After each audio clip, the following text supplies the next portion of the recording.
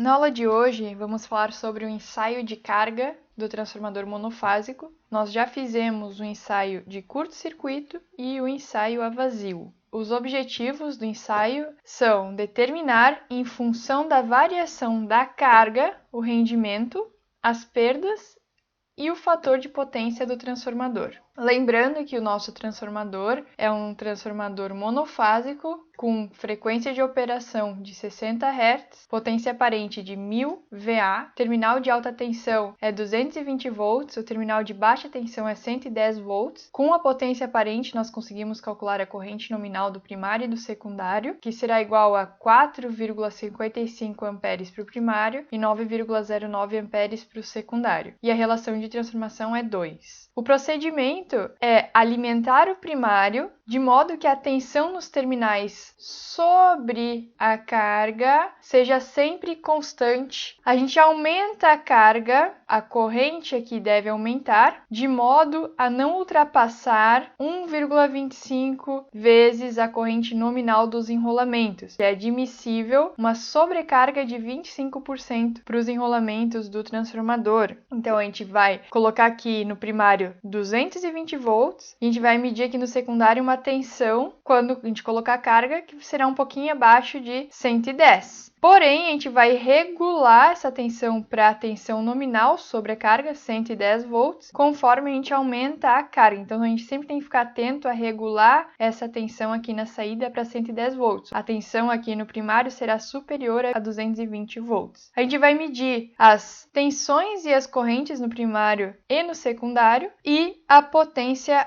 ativa. A potência P1 é a potência que é absorvida da rede, que é colocada aqui o watímetro na entrada, enquanto que a potência P2 está medindo a potência ativa entregue à carga. Análise do circuito equivalente. O circuito elétrico equivalente, ele modela os parâmetros do transformador. A resistência R1 representa a resistência do enrolamento do primário, a reatância X1 representa a reatância de dispersão do primário, a resistência RP representa a reatância de perdas do núcleo, a reatância XM representa a magnetização, a resistência R2 representa a resistência de perdas por efeito Joule do enrolamento do secundário e a reatância X2 representa a reatância de dispersão do secundário.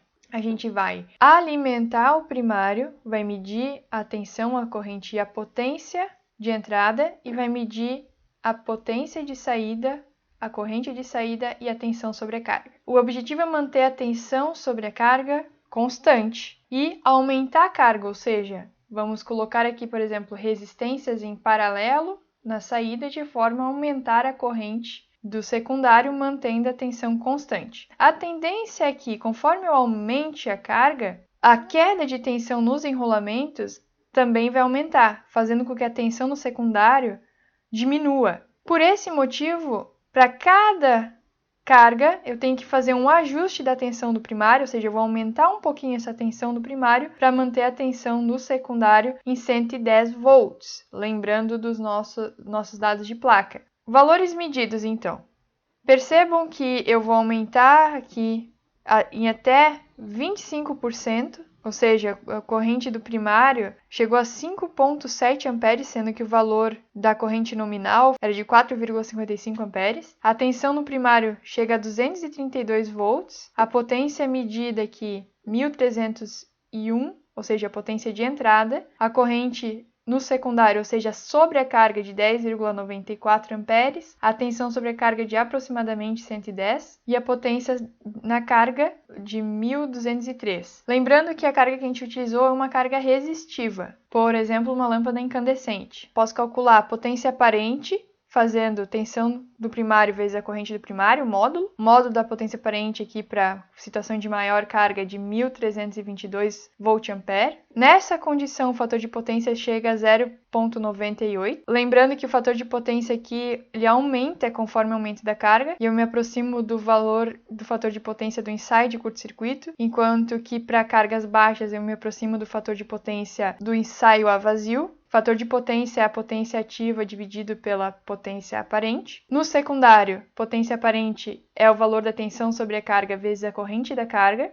Fator de potência é a potência da carga ativa divididos pela potência aparente. Como a minha carga é uma carga resistiva, o fator de potência é unitário. Vai haver uma diferença entre o fator de potência do primário para o secundário, porque o fator de potência aqui do secundário está medindo o fator de potência da carga, enquanto que o do primário está medindo o fator de potência do transformador para várias situações de carga, tá bom? As perdas eu calculo com a potência do primário menos a potência do secundário. E o rendimento é calculado com a relação de potência de saída em relação à potência de entrada. Se eu falo que é um rendimento em percentual, eu tenho que multiplicar esse valor por 100. Então, percebam que eu aumento aqui a condição de carga, eu vou melhorando o rendimento, até o ponto que o meu rendimento começa a decair de novo, porque eu estou com uma sobrecarga. Gráficos interessantes que podem ser traçados. O primeiro é a perda em função da corrente do secundário. Percebam aqui que também é uma função tipo quadrática, né? Porque perdas é igual a PRI